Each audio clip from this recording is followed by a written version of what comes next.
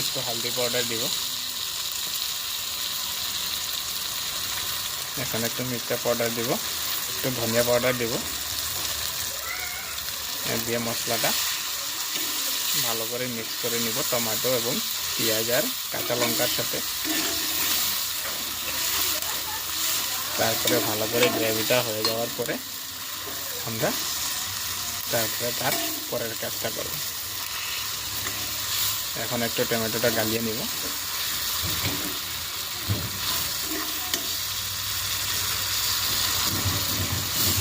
এখন আমরা গ্রেভিটাতে আলু দিয়ে দেব।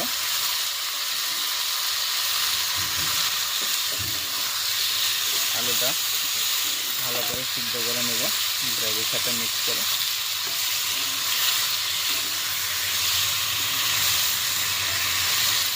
আপনারা আওয়াজটা শুনতে পাচ্ছেন, কি সুন্দর খানা বানাতে, কি ভালো লাগছে, কি সুন্দর রেসিপি। আপনারাও ঘরে ট্রাই করতে পারেন।